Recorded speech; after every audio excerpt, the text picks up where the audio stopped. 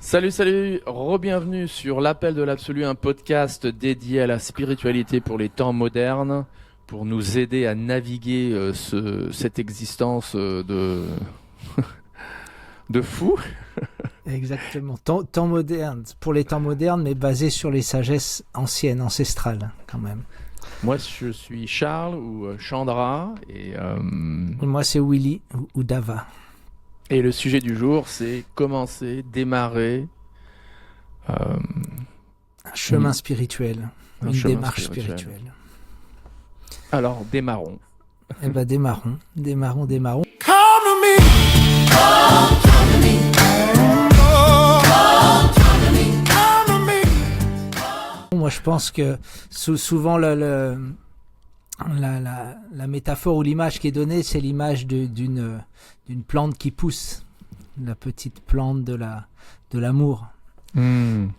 Alors, bon, tout le monde a, je pense, déjà mis un petit peu les mains dans la terre et sait comment ça se passe de planter une graine.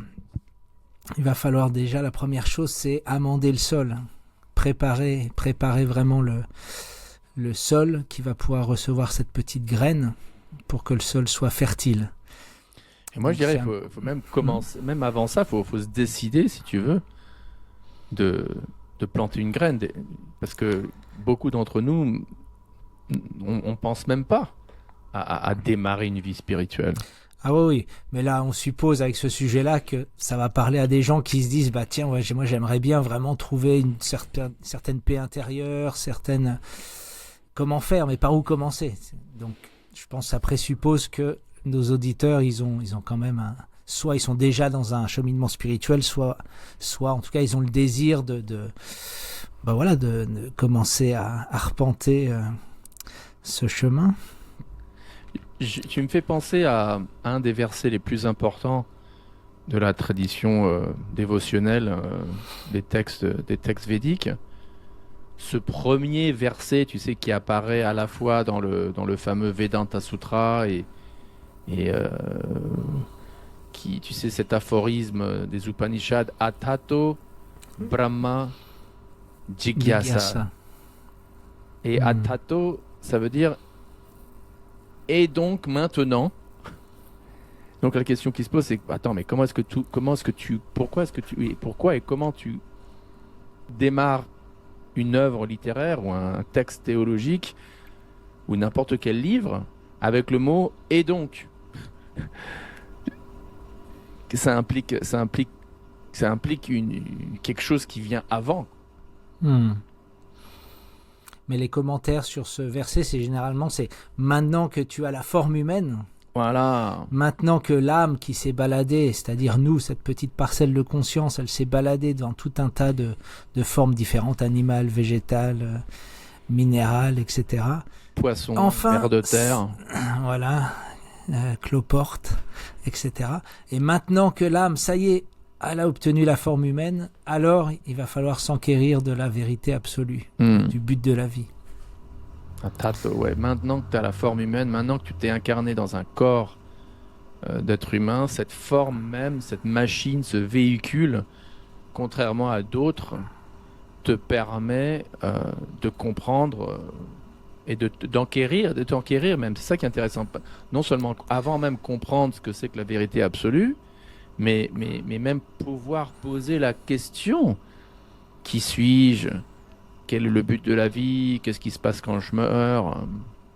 Ouais, effectivement, c'est d'ailleurs ça dans les Védas, il est dit que la différence entre le corps humain et les autres corps, en fait, chaque corps a un talent particulier, et le talent du corps humain, c'est effectivement de se poser toute cette question-là et de trouver les réponses. Mais alors là, je t'entends plus du tout. Ton micro, il s'est... Donc après cette petite coupure, parce que j'ai fait l'erreur comme un zouave d'appuyer sur l'option muet, on disait que non seulement donc tu disais que voilà, une fois qu'on a la forme humaine, c'est là où il faut Et donc celui qui pose pas ces questions-là, on peut être triste, quoi. Dans le sens qu'on Ouais. a gâché. Ouais, ça peut. Il y a une histoire d'ailleurs qui est parfois racontée. Hein, je vais vraiment la résumer. C'est un roi qui se balade dans une forêt et puis d'un seul coup, je crois, il a hyper soif, mais au point d'en mourir, quoi. Et il arrive, il voit au loin une fumée noire, donc il s'approche et il arrive chez un charbonnier, quelqu'un qui fait du charbon. Et le gars, bon, il est tout plein de charbon, tout noir, etc. Mais il reconnaît quand même le roi, donc il l'accueille, il va y chercher de l'eau au puits, de l'eau bien fraîche. Le roi, il boit, il est hyper satisfait, le roi, et il dit, bah écoute, tu m'as vraiment sauvé la vie. Il se trouve que pas loin d'ici, j'ai une forêt de bois de santal, donc c'est du bois précieux, hein, qui sent très bon pour ceux qui connaissent pas. J'ai une forêt de bois de santal, je te l'offre. Comme ça, tu n'auras plus besoin de galérer dans ta vie, on pourrait dire. Et il s'en va, donc le charbonnier est très content, etc. Un ou 2 ans après, le roi il repasse par là et il passe vers la forêt de bois de santal qu'il a donc donné au charbonnier. Et là, il voit que des souches, quoi. Tout a été coupé. Alors il se dit, waouh, il doit être super riche. Il a vendu tout le bois de santal. Il doit avoir un palais à la place de sa charbonnerie. Et il arrive et non, c'est la même fumée noire. Le gars, pareil, tout plein de charbon. Et le roi lui dit, mais qu'est-ce que t'as fait de la forêt de bois de santal? Il dit, bah j'ai fait du charbon. Et là, le roi, il est consterné. Il dit, mais tu sais qu'en vendant un seul arbre de bois de santal, t'aurais pu gagner plus d'argent qu'en faisant du charbon avec toute la forêt de bois de santal. Et là, le charbonnier, il réalise, il dit, ah, s'il te plaît, redonne-moi une forêt de bois de santal. Et le roi, il dit, non, tant que t'auras pas profondément réalisé la valeur du bois de santal, je vais pas t'en redonner.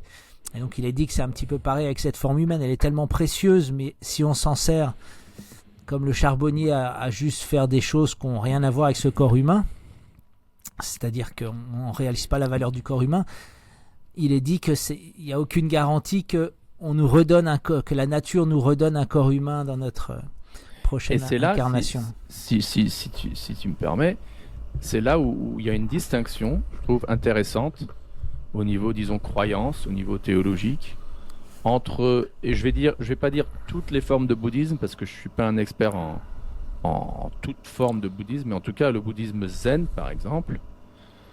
Et donc j'oserais dire que la grande majorité du bouddhisme prône que une fois que la forme humaine est obtenue, et bien sûr après la question c'est qui obtient la forme humaine, parce que dans un sens strict bouddhiste zen, il n'y a pas d'âme, il n'y a pas d'être conscient qui est la personne à l'intérieur du corps et donc qui reçoit les réactions karmiques de ses propres actions positives et négatives dans une vie passée et récolte en tant que la même personne mais dans un autre corps les réactions dans une vie prochaine, et un type de corps qui correspond donc aux actions précédentes, qu'une fois que la forme humaine est obtenue, et j'utilise le verbe à la conjugaison passive, parce que quand tu conjugues un verbe de manière passive, tu peux donc te permettre de ne pas être précis sur le sujet de la phrase, quoi. Parce que, en effet, c'est la grande question que nous, en tant que dévots de Krishna, avec respect, on défie philosophiquement les bouddhistes. Qui se réincarne? Qui accepte le karma? Après, ah oui, non, c'est des flux d'énergie. Bon, bref, une fois que la forme est obtenue, humaine, là, tu ne peux plus retourner en arrière. Tu continues peut-être avant de te libérer ou d'obtenir le nirvana, mais la forme humaine est obtenue encore et encore et encore et encore jusqu'au bon moment du salut ou du nirvana. Par contre, selon notre tradition, la tradition que toi et moi nous suivons, dans laquelle nous avons le plus de foi, y compris donc les textes fondamentaux comme le Bhagavad Puran ou le Srimad Bhagavatam, il y a cette fameuse histoire, on en a déjà parlé, tu sais, du roi Bharata.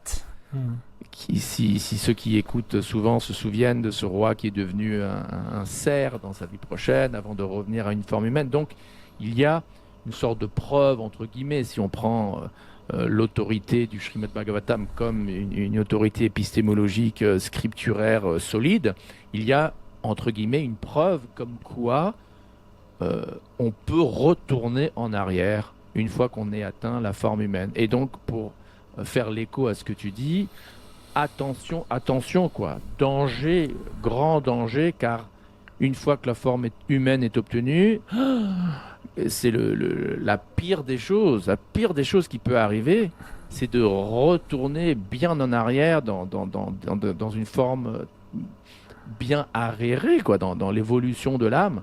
Parce que ça veut dire quoi? Ça veut dire quoi? Bah, dis-nous ce que ça veut dire, si tu veux bien. Bah, je dirais dans l'évolution de la conscience, c'est-à-dire que plus l'âme elle évolue dans les formes de vie jusqu'à la forme humaine, ultimement, plus sa conscience elle s'expand et donc plus elle a un libre arbitre fort. Et donc effectivement, qui dit libre arbitre dit responsabilité et effectivement, comme tu l'as dit, on peut perdre cette forme humaine si on utilise mal de ce libre arbitre et redescendre dans les formes, dans le cycle, en fait, dans les formes animales ou végétales. Et donc, le problème, c'est qu'il y a tant qu'on est dans ces formes-là, il n'y a pas de moyen comme on l'a dit tout à l'heure, de se poser ces questions-là. Donc simplement, on subit les joies, les peines qu'on a semées sans aucun libre arbitre, jusqu'à ce que finalement, de nouveau, réobtenir la forme humaine. C'est pour ça qu'il est dit. Finalement, de nouveau, ça veut dire plein de temps. C'est ça le truc. C'est plein de temps perdu à souffrir, ultimement. Plus de souffrance. Ça veut dire quoi? Ça veut dire plus de souffrance. Ouais. C'est vrai, quand on regarde la condition animale, surtout à notre époque, il y a beaucoup de souffrance dans les abattoirs, etc. Mais bon, en tout cas, quand on a la forme humaine, on peut commencer à cultiver, en tout cas pour ceux qui ont cette sorte d'éveil de conscience, de se poser ces questions-là. Mais d'où je viens? Qu'est-ce que c'est le but de la vie? Qui je suis réellement? Je sens en moi qu'il y a une sorte de zone de plénitude ou de paix, où je peux sentir une sorte d'éternité. Pourquoi j'ai peur de la mort? Toutes ces choses-là fait que, en tout cas, certaines personnes ont le désir d'arpenter ce chemin, de commencer une vie spirituelle, c'est-à-dire vraiment se connaître, know yourself, comme on dit, je ne sais pas comment on pourrait dire en français, qui suis-je, et la science de la connaissance de soi, on pourrait dire. Ton microphone est un peu loin de toi, on t'entend plus. Pardon. Ouais. Donc alors, il va falloir, comme on a dit tout à l'heure, amender, préparer le terrain avant que la graine soit plantée. Après, par la grâce de Dieu, on pourrait dire que, puisque Dieu est tellement miséricordieux, et nous en particulier, je crois que c'est l'occasion de mentionner cet avatar doré, le Seigneur Chaitanya. Pour ceux qui ne connaissent pas, c'est comme une figure incontournable pour to say the least, comme on dit en anglais, dans la tradition dévotionnelle. Cet avatar direct, Krishna lui-même, on croit, qui est apparu en 1486 et qui a inauguré ce mouvement de chant collectif des noms de Dieu ou de Krishna. Et il est considéré comme étant tellement miséricordieux que, et en plus là, on peut reparler de ce facteur d'âge de Kali, tu sais. On est dans cet âge très déchu qui a commencé il y a 5000 ans, l'âge de fer, l'âge de Kali. Donc étant donné la condition tellement, disons, déchue de l'homme à cette époque-ci, nos terrains à tous ils sont tous... c'est que des déserts, quoi. C'est de la roche. C'est de la roche. Mais par la grâce de Dieu, dès qu'on a un tout petit peu un désir... là, il y a un miracle et paf, la plante est plantée dans la roche. Elle va commencer à pousser comme ça. Parce que, contrairement à d'autres, disons, traditions où on entend que, dans les temps précédents, par exemple, dans l'échelle du yoga, tu sais, dans les 9 étapes du yoga, Ashtanga Yoga, t'as 8. Les 8, ultimement, la méditation sur Dieu à l'intérieur du cœur, c'est la dernière phase. Et toutes les phases avant, on peut dire, ce sont des préparations qui préparent le yogi ou la yogini à finalement faire le truc qui est le plus important, c'est de se connecter à Dieu ou au divin, quelle que soit notre tradition. Mais dans le cas de la tradition dévotionnelle, c'est, peu importe si c'est de la roche ou si c'est de la bonne terre de Bourgogne avec plein d'enzymes et tout dedans, la plante, bac, elle va être plantée et du moment que, et là je crois que c'est un moment que tu nous parles de la pratique d'arroser cette plante, elle poussera, elle poussera. Exactement. Moi, personnellement, je pense que c'est important de, entre guillemets, matérialiser, moi c'est comme ça que je fais en tout cas, matérialiser mon jardin intérieur à l'extérieur de moi, c'est-à-dire dans mon lieu de vie, avoir un endroit qui est vraiment délimité, qui va être consacré à la cultivation, on dit ça, à cultiver mon jardin intérieur, c'est-à-dire mes temps de prière, mes temps d'introspection, etc. Ils se font vraiment à un endroit particulier, avec comme des sortes de petits rituels, un petit peu comme quand je m'occupe du potager, j'ai mes rituels, je vais chercher l'eau, j'arrose, je fais ceci, j'enlève les mauvaises herbes, etc., dans un certain cadre. Et donc je pense que ça peut vraiment aider de matérialiser notre vie intérieure à l'extérieur de nous, dans un petit coin de notre lieu de vie. Si on a de la chance. Si on a de la chance. Chanceux comme toi, d'avoir accès à un potager. Tu vis dans le 77 ou dans le 91 ou dans une camionnette, dans une minivan comme moi en ce moment aux États-Unis. Bonjour le potager. Mais bon, c'est super si tu as accès. Mais en tout cas, voilà, on a tous un potager à l'intérieur de nous. Et si on a... le bourgeois spiritualiste, tu sais. Si on a la possibilité, si on a la possibilité de le matérialiser à l'extérieur, et je pense qu'on l'a tous, même dans ta petite camionnette. Moi, j'ai vécu quelques années en camion aussi. J'avais un petit hôtel, un petit coin dans ma camionnette qui était vraiment le coin dévotionnel. Donc je pense que tout le monde, plupart des gens, je pense, vivent au moins, au minimum d'un dans potager ou d'un hôtel. Je comprenais pas. Non. T'as les deux, quoi, en fait. Ce que je disais, c'est que je prends la métaphore du potager pour dire que mais est-ce dans que tu as un potager? Moi, j'ai un potager, c'est-à-dire toi, t'es mon potager. J'ai aussi un potager là où je vis, où je plante mes légumes et mes fleurs, et j'ai mon potager intérieur. Et ce que je disais, c'est que pour moi, j'ai besoin que mon potager intérieur se manifeste à l'extérieur comme un petit coin de mon lieu de vie qui est vraiment dédié à la vie spirituelle. Et qu'on cultive. Et voilà, qui va être vraiment cultivé, protégé. Et cette cultivation, la protection, c'est intéressant ce que tu lèves. Parce qu'il faut protéger la plante, mais on l'arrose. Et là, il faut le dire.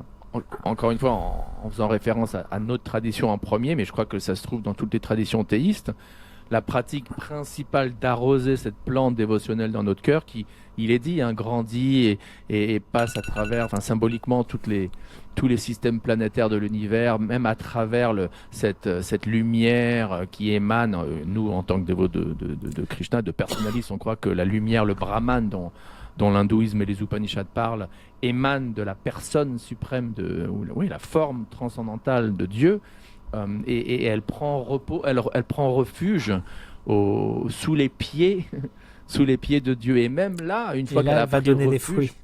Elle donne des fruits d'amour de Dieu, mais le processus d'arroser continue. Donc cette idée, donc c'est quoi cet arrosage? Ça se dit arrosage, non? L'arrosage. L'arrosage, ouais. L'arrosage, c'est d'écouter et de chanter ou de glorifier Dieu. Et donc, à quel point c'est pas pour faire de l'auto-publicité, mais ce podcast, parmi d'autres, est hyper important pour toi, pour moi et pour ceux qui écoutent. Parce que en écoutant, là, on est en train de glorifier Dieu, de faire un peu de philosophie, de théologie à propos de Dieu. Et on s'entend soi-même, et vous, ceux qui écoutent, et vous écoutez donc à propos, pas de la politique, la guerre en Iran, en Israël, mais vous écoutez à propos de choses reliées à Dieu, et cette activité est considérée comme de l'eau. Arrosage. Un arrosage. Un arrosage. Et on peut aussi le faire tout seul, parce qu'on peut vraiment se mettre dans son coin et simplement communier avec les noms divins, les noms de Dieu qui nous ont été révélés. On peut simplement communier avec, les faire descendre dans notre cœur et qui est vraiment une vraie union entre notre conscience et les noms divins. Et ça c'est dit être un moyen très puissant d'arroser cette petite graine de l'amour. Que toi tu prends très au sérieux, je sais. Je prends très au sérieux, j'essaye en tout cas de l'arroser un petit peu chaque jour. Après, quand on a la chance de vivre avec d'autres pratiquants, il y a Je ce qu'on croyais que t'allais appelle... dire qu'on a la chance d'avoir un potager. Non, non, non. Bah, des potes. Si on a des potes âgés Tes potes âgés. et qui veulent bien venir avec nous, on peut faire ce qu'on appelle le Sankirtan. C'est-à-dire, le Kirtan, c'est-à-dire glorifier, chanter les noms divins, mais ensemble. Et là, c'est encore plus puissant, le fait vraiment de chanter tous ensemble, glorifier tous ensemble, parler comme on le fait là. Ça, c'est vraiment là, c'est carrément l'arrosage automatique, quoi. Ça se fait sans qu'on en ait conscience, quasiment. Il y avait Émile Durkheim, c'était un sociologue de la religion, enfin un sociologue qui s'est penché beaucoup sur la religion, un Français. Je me rappelle pas de quand il vivait, 1800 peut-être, début 1900, je sais pas. Émile Durkheim, un des soi-disant grands piliers de l'étude de la religion. Et c'est drôle parce qu'il était athée. Il croyait pas en Dieu. Mais il avait fait une observation que quand des gens religieux, quelle que soit leur tradition, se rassemblent ensemble, enfin se rassembler, ça se fait ensemble bien sûr, excuse-moi, mais se rassemblent et ensemble chantent les noms de Dieu ou font quelque chose religieux ensemble, il disait qu'il y a il appelait ça une effervescence sociale qui se crée. Alors lui, il voyait ça d'un point de vue matérialiste, donc il y a rien de mystique, il y a rien de transcendantal, il y a rien de spirituel, de métaphysique, mais il admettait au moins une effervescence. Alors qu'est-ce que c'est que cette effervescence? Nous, on dira bien sûr que c'est la présence du divin, c'est la présence de Dieu d'ailleurs. L'esprit qui descend, ouais. L'esprit descend. D'ailleurs, il y a un verset, j'ai oublié, mais un verset dans notre tradition où je crois que c'est Dieu lui-même qui dit: je ne suis pas dans le cœur du yogi, je ne suis pas, je suis là où où les âmes dévouées me glorifient ensemble, pas vrai? Exactement. Et Jésus aussi le dit, il me semble. Là où il y a je sais plus, deux personnes qui s'assemblent et qui parlent de Dieu, alors je suis là. Quelque chose comme ça. Bon, je n'ai pas la traduction exacte, mais ouais, donc c'est quelque chose de très puissant. Après, il y a un autre point aussi que j'aimerais évoquer pour avant que tu l'évoques, si je peux me permettre, juste une anecdote personnelle, parce que ce matin, je pensais un peu à toi et à cette pratique de chant individuel, donc avec l'aide d'un chapelet. C'est peut-être pas à imiter en France, je dirais d'ailleurs non, parce qu'on conduit, les fous. En France, on est des fous furieux sur nos autoroutes. Mais aux États-Unis, les autoroutes, elles sont nickel d'abord, hyper bien entretenues. Et la loi, c'est la loi. C'est-à-dire, tu peux être dans la file de gauche. Et si la limite de vitesse, c'est disons 70 miles par heure, si tu es à 70, et personne ne va klaxonner, personne ne va te faire les phares. Et ça, sur la ligne de gauche, quoi. Que dire de la ligne de droite? Donc, tu peux conduire hyper pépère, en fait, sur les autoroutes aux États-Unis. Bon, bien sûr, il faut faire attention, mais c'est beaucoup plus relax comme expérience de conduite qu'en France. J'en ai l'expérience. Et pourquoi est-ce que je dis ça? Parce que, paradoxalement, mon chant du mantra Hare Krishna qu'on fait tous les deux, et comme je disais, là, depuis 1 ou 2 jours, je suis en camionnette et je vais être en camionnette pendant plusieurs mois à venir. Ce matin, je me rappelle, j'avais 1h30 à conduire sur une autoroute et je me suis bien situé, c'était ligne droite et je te jure, et je regardais tout droit et j'ai chanté le Mahamantra, j'ai récité le mantra Hare Krishna de manière beaucoup plus attentive, paradoxalement, que quand j'étais dans le confort d'un petit appartement à Gainesville où j'allais me distraire avec Facebook ou avec ceci ou avec cela. Là, c'est drôle. Bah justement, moi je pense que c'est important que pour revenir à ce que je disais tout à l'heure, dans notre appartement, qu'il y ait vraiment un petit coin qui soit vraiment dédié que à ça. C'est-à-dire qu'il n'y a pas le téléphone, il n'est pas là, il n'y a pas Facebook, il n'y a pas ceci, cela. Il y a on peut mettre, je sais pas, une petite bougie, un petit hôtel, mais que ce soit vraiment un lieu protégé, quoi. Qu'il n'y ait rien d'autre qui rentre. Les orthodoxes, ils disent: descendre ton mental à ton cœur, entre dans ton cœur et ferme à clé, clac, clac. Wow, et là tu peux adorer ton Seigneur. Et donc c'est pareil, sauf que souvent pour nous c'est dur de le faire vraiment que à l'intérieur. C'est pour ça que je dis, moi je le fais et je conseille à ceux qui commencent leur vie spirituelle de le matérialiser comme un lieu vraiment où on sera enfermé, même s'il n'y a pas vraiment une porte, mais en tout cas où il n'y a rien d'autre qui peut rentrer. Et c'est un lieu qui est dédié à ça. Et maintenant, pour notre sponsor de cet épisode, le Roi Merlin. Chez le Roi Merlin, vous pouvez acheter tout ce dont vous avez besoin pour votre potager. Je rigole. Donc un autre point que je voulais aborder, si tu me permets, c'est que c'est important d'avoir un ancrage en fait. Parfois on veut commencer une vie spirituelle, mais sur le marché de la spiritualité, surtout à notre époque, il y a à boire et à manger, quoi. Et donc on a tendance à vouloir aller picorer ici, picorer là, ouais, ça là c'est sympa, là c'est ceci, là c'est sympa. Et finalement on n'a pas vraiment d'ancrage. Donc je pense que c'est aussi très important de vraiment choisir notre ruche, quoi, ou notre tribu, ou notre école philosophique, école spirituelle. Sans nécessairement devenir sectaire, mais moi je suis d'accord. Ouais. Mais c'est important de planter ses racines dans un terreau d'une école philosophique, d'une lignée de maîtres à disciples. Et après, quand vraiment on a arpenté un petit peu ce chemin, que la plante elle a grimpé, elle a grandi, etc.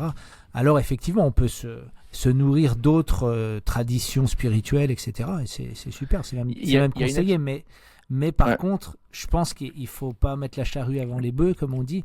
Je pense que c'est important de trouver sa voie, quoi, finalement. Pas juste papillonner ici et là. Il y a une expression en anglais, je ne sais pas d'où elle vient, mais elle est connue. D'ailleurs, voilà, elle est attribuée au XIVe siècle. Donc, et puis, il y en a qui disent que c'est peut-être Shakespeare qui l'a dit, mais bon, bref. A jack of all trades is a master of none. Donc, les trades, c'est donc les différents travails qu'on peut avoir, tu sais. Donc tu apprends à être charpentier ou tu apprends tu sais, avant la révolution industrielle, tu naissais tu prenais naissance dans une sorte de caste, quoi, et t'es dans une famille d'architectes ou de ceci ou de cela, et t'apprenais ton métier. Trade. Ouais, ton métier. Donc, a jack of all trades, donc quelqu'un qui s'y connaît un tout petit peu dans différents métiers, en est maître d'aucun. C'est vrai. C'est vrai. Ouais, simplement, on se dilue, quoi. On se dilue. On va pas en profondeur. Et malheureusement, on est à une époque où on a tendance à scroller, donc jamais on s'habitue pas, on n'habitue plus notre cerveau à aller en profondeur. On reste en surface. Et donc après ça devient carrément une austérité de se dire bah tiens, pendant 1 heure je vais essayer d'aller dans la profondeur d'une seule chose, quoi, c'est-à-dire le nom divin. Mais c'est hyper important de pouvoir faire ça, vraiment de descendre dans l'essence des choses, dans la profondeur des choses. Donc moi ce que je suggérerais, c'est pour ceux qui écoutent, si vous êtes là pour la première fois, choisissez votre tradition et dédiez-vous à une pratique quotidienne, dévotionnelle. Et si vous êtes déjà pratiquant du Bhakti Yoga, prenez votre comment dire en sanskrit, votre sadhana, votre pratique quotidienne quand même très au sérieux. Parce que, comme Willy dit, sinon votre vie intérieure, votre vie spirituelle se dilue avec tout le scrolling, etc. Et ultimement, il n'y a pas de croissance, quoi. Vous avancez pas spirituellement. Non seulement il n'y a pas de croissance, mais en plus la vie elle est très bien faite. C'est-à-dire que la fin de notre vie, en fait, on commence à perdre nos aptitudes extérieures, c'est-à-dire nos sens, ils commencent à s'émousser, etc. Donc on n'arrive plus à tirer du jus du plaisir de l'extérieur, et donc naturellement on va aller, ce qu'on appelle la sagesse, se réfugier dans notre jardin intérieur, et la vieillesse elle va porter tous ses fruits à ce moment-là, parce que c'est une bénédiction de plus pouvoir être excité dans tous les sens et de pouvoir simplement se concentrer sur notre jardin intérieur, mais si on ne l'a pas cultivé, voilà, exact, c'est le moment qu'on l'a cultivé, quoi. Si on l'a pas cultivé toute notre vie, alors c'est pas qu'à 70 ans, 80 ans, on va se dire tiens, je vais aller dans mon jardin intérieur. Non, on va pas y arriver. Le mental, il va être beaucoup trop puissant dans des schémas. Donc c'est hyper important de dès maintenant, ne serait-ce que quelques minutes, 1 heure, c'est déjà génial. Tu peux pas, comment on dit, you can't teach an old dog new tricks. Tu peux pas apprendre à un vieux chien des nouveaux.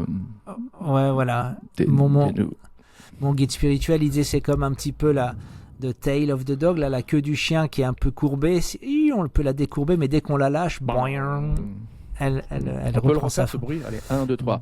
Bon. Donc Enfin, voilà. c'est quand même quelque chose qui est très important. Puis une dernière chose, hein, pour ceux qui ont pas des potagers, mais des potagers, ils savent aussi qu'il faut vraiment le protéger. Parce qu'il y a des petites oui, biches, protéger. des sangliers qui viennent, des petits lapins qui viennent manger les choux. Donc comment Donc, faut protéger respecter Octrui. Là, on pourrait faire tout un truc dessus. D'ailleurs, on pourrait faire un podcast là-dessus sur la notion d'humilité, de respect pour autrui, ultimement. C'est ça, quoi. Comment rester humble, comment ne pas commettre d'offense, quoi. D'offense envers Dieu et envers toute âme, y compris, et on pourrait même dire, mais surtout, ou encore plus, envers des âmes qui prennent leur vie spirituelle au sérieux. Il y a cette D'ailleurs, analogie de l'éléphant, non? C'est ça que tu dont tu Ouais, parles, ouais, peut-être. l'éléphant fou. Mais L'éléphant on dit fou. à parade, Terminons avec à ça. parade, ce que tu as utilisé là, donc faire des offenses, donc pour quelqu'un qui connaît pas trop, ça paraît un peu bizarre comme mot. Ça vient du sens qui est à parade, et à parade, si vraiment on le traduit littéralement, ça veut dire une action qui est contre l'amour. Une action qui est contre l'amour, et donc quelque chose qui va nous freiner, parce que le but de toute vie spirituelle, c'est de se connecter à l'amour inconditionnel, de développer cet amour. Donc si on fait des actions qui vont contre l'amour, c'est évident que ça va pas nous aider. Et donc cette analogie qui est donnée, hein, de l'éléphant fou, dans nos contrées c'est plutôt le sanglier, la horde de sangliers un peu folle qui va venir labourer notre champ. Il va falloir mettre une clôture, et la clôture, c'est garder la compagnie de personnes qui sont dans cette démarche spirituelle. Dans ce potager, quoi. Dans ce potager transcendantal. Qui cultive aussi, parce que sinon, très facilement, on peut tomber dans les ragots. Ah bah tiens, un tel a fait ceci, cela, et ça, c'est les sangliers qui viennent. Influencer par les habitudes de gens qui sont pas, disons, dédiés à la vie spirituelle, et qui donc généralement, hein, il y a des rares cas, mais généralement, si il existe quelque chose comme la moralité et l'immoralité, un lifestyle, disons, moral ou dharmique, ou un lifestyle non moral, enfin, ou immoral, avec des vices, etc., si on s'associe que avec des gens qui sont pas sérieux à propos de leur vie spirituelle, ou même qui s'en fichent complètement, eh ben, on a tendance à se faire influencer par eux, et donc avoir leurs mêmes habitudes, ou prendre leurs mêmes habitudes, et donc briser